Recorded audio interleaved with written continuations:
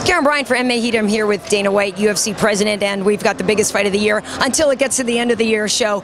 You know, when you look at Chris Weidman, you see him work out, you go, oh my God, this guy has everything in the world to beat Anderson. Then you look at Anderson work out and you go, oh my God, who can beat this guy?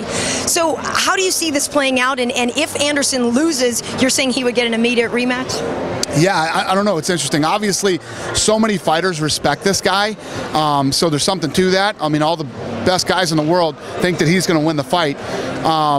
But then Anderson Silva is Anderson Silva. I think the big question in this fight and every other Anderson Silva fight from here on out is, when does the guy really show up and look 38 years old? Because he hasn't, he doesn't.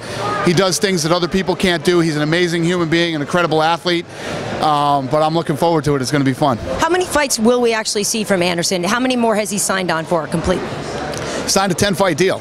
He wanted to sign a 10-fight deal. How many times will he fight in the rest of his career? Who knows? So last night, I would love it to be 10. Yeah, so would I. Last night I was watching the Red Sox game. I didn't get to see the whole game, but behind home plate at Fenway, there's an ad for UFC 162. So I know that has to feel good to you. But let's talk about this Boston show. There were some things that looked like it was in jeopardy a little bit. What was the truth behind those rumors, and where do we stand with that show? Yeah, no, there was some trouble. I don't think the show was ever in jeopardy. You know, we had some issues with international guys having social security numbers. So, you know, we dove into it and we fixed it like we always do. You know, that's what we do. We've been doing this for a long time. And every day, there's so many problems that happen every day that the rest of the world doesn't know about that we deal with.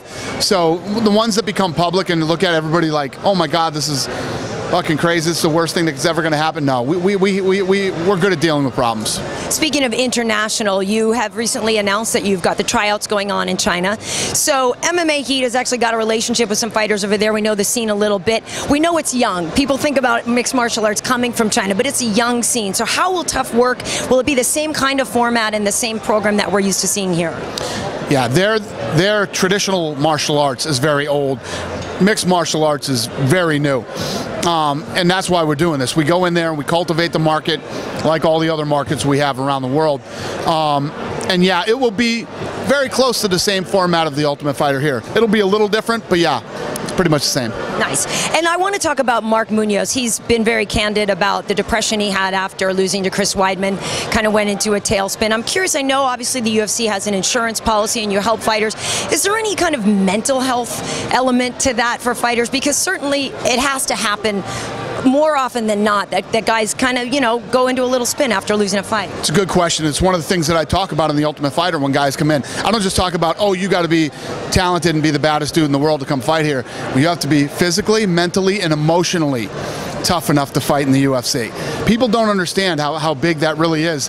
And, you know, it's just a testament to Mark Munoz and who he is as a person. Listen, we all get depressed. We all have our moments where we're, you know, things are going great and then you get let down and bad stuff happens. It's about recovering from that, pulling yourself up, you know, dusting yourself off and get back in the game. And that's what he did, you know. And Mark is a guy whom I really like a lot. He's a great dude, a hard competitor. And I respect him a lot, and I respect him even more after hearing his story. Yeah. So it's the 4th of July. What do you do to celebrate Marco's birthday? Well, today I am working. You are. So and then tonight I'm going to light off some fireworks with my kids. That's what I was going to ask. Because I know, you know, we're driving around here and you can get all this stuff that you can't get back home in Massachusetts or California. So you're okay with a Roman candle or two? Oh yeah, I'm the firework guy. My boys are getting older now, so you know those lighters that you click, you pull, and it's like you light the grill with. Right. So they want to light them all now. So I let them light some of them. Well, there's nothing that shoots up. They're all the little stuff that sprays up here and stuff, yeah. And in Vegas, outside of Vegas, they sell the ones like Roman candles and all that stuff. But in the city, you can't do it. Not to mention the fact that it's we're breaking records for heat here. So you don't want to be goofing around with fireworks right now. You light the city of Las Vegas on fire. Whatever you do, don't put your eye out. And very last question, did you get Chael a wedding present? No, not yet. Chael. I have been in contact with Chael all this week, and that guy is just right out of his mind, man. Chael Sonnen sends me some of the best text messages I've ever got in my life.